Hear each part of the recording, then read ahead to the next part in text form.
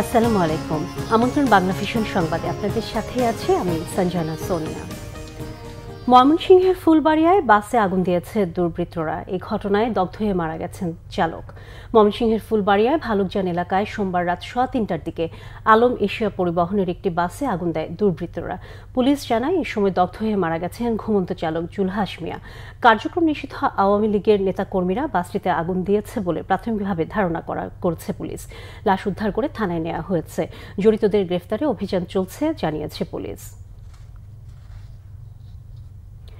আগামী জাতীয় সংসদ নির্বাচনকে সামনে রেখে রাজনৈতিক দল ও প্রার্থীর আচরণ বিধিমালা 2025 প্রকাশ করেছে নির্বাচন কমিশন। সোমবার রাতে এই আচরণবিধি জারি করা হয়। এতে প্রথমবারের মতো নির্বাচনী প্রচারণায় পোস্টার, ড্রোন ও কৃত্রিম বুদ্ধিমত্তা এআই ব্যবহারে কঠোর নিষেধাজ্ঞা আরোপ করা হয়েছে। এছাড়া একজন প্রার্থী তার প্রচারণায় 20টির বেশি বিলবোর্ডও ব্যবহার করতে পারবেন না।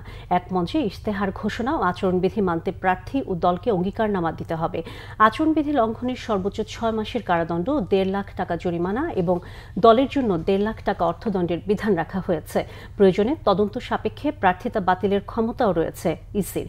একই সাথে ইসির জারি করা নির্বাচনী আচরণ বিধিতে প্রথমবারের মতো পোস্টার ব্যবহার বন্ধ করে দেওয়া হলো। এতে আগামী জাতীয় সংসদ নির্বাচনের প্রচারে রাজনৈতিক দল ও প্রার্থীর কোনো প্রকার পোস্টার ব্যবহার করতে পারবেন না।